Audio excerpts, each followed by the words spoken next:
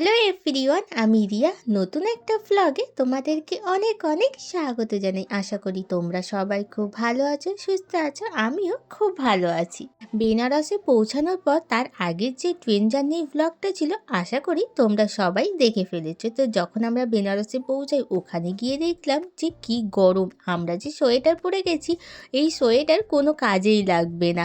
আমাদের এখানেই বরং বেশ ঠান্ডাই ছিল। তো ওখানে গিয়ে সোয়েটারের এত পরে যাওয়ার কোনো দরকারই পড়বে না। ট্রেন থেকে বেনারসে নামার পরেই একটুখানি দাঁড়িয়ে থাকার পর বুক করে নিয়েছিলাম আমরা এখান থেকে অটো। আমরা কোথায় যাচ্ছি? আমরা হোটেলে যাচ্ছি। হ্যালো।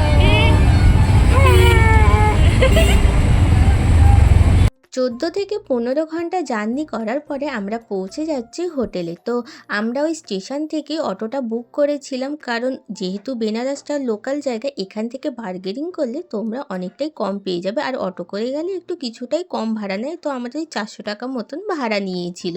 তো মাথা পিছু ওই এক একজনের 50 টাকা করে পড়েছিল। এই যে সময়টা আমরা বেনারসে এসেছি, তো এই সময়টা বেনারসে অনেকটাই কাজ চলছিল। এখানে নাকি ফ্লাইওভার করা হচ্ছে, তো সেই জন্য এখানে কাজ চলছিল, তাই অনেকটা দূরেই আমাদের অটো নামিয়ে দিয়েছিল। তো সেখান থেকে আমরা হেঁটে হেঁটে গিয়ে পৌঁছালাম গোধুলিয়া চক। তো ওখান থেকে আরেকটু এগিয়ে যাওয়ার পরে আমরা পৌঁছে গেলাম কাশী বিশ্বনাথ মন্দির। তো আমাদের মন্দিরের কাছাকাছি একদম হোটেলটা বুক করা হয়েছিল। তো 2 নাম্বার গেটের ওখানেই আমাদের ওই হোটেলটা বুক করা হয়েছিল। আমরা এমন একটা সময় বেনারসে এসেছিলাম, এই সময় তো রাস্তার কাজ হচ্ছে। এখানে সকাল 9টা থেকে রাত্রের 9টা পর্যন্ত বিশ্বনাথ মন্দিরের ওইখানে অটো থেকে শুরু করে টোটো আসা সবই বন্ধ। গাড়ি তো একদমই বন্ধ, এখানে একদম অ্যালাউ করছে না।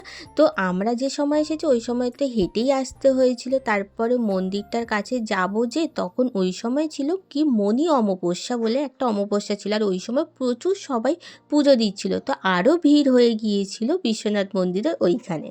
মন্দিরের কাছাকাছি আমরা যে গেস্ট হাউসটা বুক করেছিলাম তার নাম হলো তীর্থ গেস্ট হাউস। তো এই গেস্ট হাউসটার লং ভিডিও আমি আলাদাভাবে শেয়ার করে দেবো। রুম ভাড়া কত ছিল, মাথা পিছু কত নিয়েছে, রুমগুলো কেমন দেখতে ছিল, সেইটা একটা লং ভিডিওতে দেবো। তো আসার পর খুব জোর খিদে পেয়েছিল, তো আমরা অর্ডার করে দিয়েছিলাম ভাত, পনির দো পেঁয়াজা, পনির কোপ্তা আর একটা সবজির তরকারি।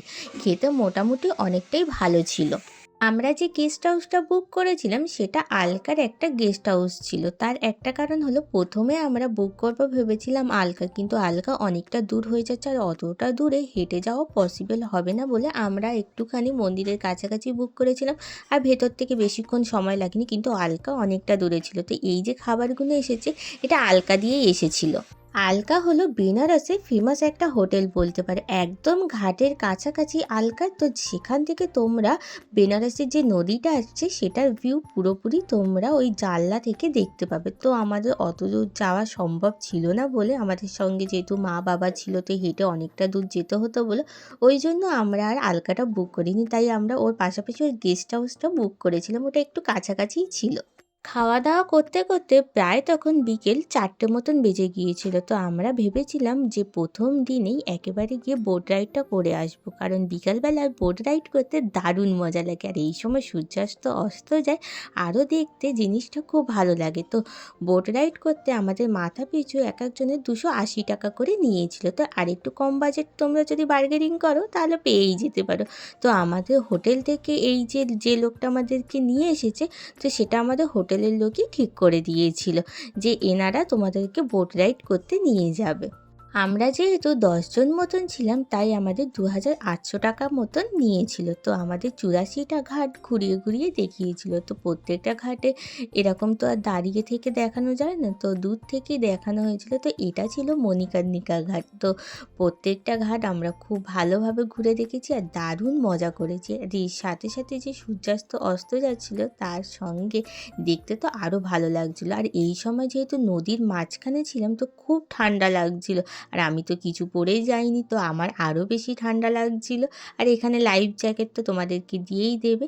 ঘাটগুলো ঘুরতে ঘুরতে আমাদের ওই 1.5 ঘন্টা মতন সময় লেগেছিল। আমরা ওই 4:30 থেকে পৌনে 5টার মধ্যে বোটে উঠেছিলাম, তারপরে আমাদের 6:30টার মধ্যে ঘাটে এসে নামিয়ে দিয়েছিল। তো ঘাটে নামানোর পরে সবাই বলে যে একটুখানি চা খাবে, তো চাটা খেয়ে আমরা চলে গিয়েছিলাম দশাসমেত ঘাটে। তো আমার মা বাবা যায়নি, আমি আর দিদিই গিয়েছিলাম দশাসমেত ঘাটে। তো ওখানে যাওয়ার পরে তো আরতিটা একদমই দেখতে পাইনি, কারণ 6টা থেকে এটা আরতি শুরু হয়। তো সবাই সেই 3:30 4টে থেকে এসে বসে থাকে, তো ওই জন্য আরতিটা আর দেখতে পারিনি। কারণ এত লোকের ভিড়ে আরতি দেখার সময়ই হবে না, কারণ ওখান থেকে এত দূরে আমি দেখতেই পাচ্ছিলাম না, এত ছোট হাইট, তো এত লম্বা লম্বা মানুষের ভিড়ে আমার পক্ষে আরতি দেখা সম্ভব নয়। আরতি দেখতে না পেরে ঝটপট চলে আসলাম হোটেলে। তারপর বাইরে থেকে খাবার কিনে আনলাম, ভাত ডাল আর বাঁধাকপির তরকারি। তো আমরা হোটেল থেকে নিয়ে ওই দুপুরবেলা এসেই হোটেল থেকেই খাবারটা নিয়েছিলাম। এরপরে যেহেতু তাড়াতাড়ি খেয়ে দিয়ে শুয়ে পড়তে হবে, কারণ পরের দিন যেতে হবে অযোধ্যায়। তো আজকের ব্লগটা কেমন লাগলো অবশ্যই কমেন্ট করে জানিও। টাটা।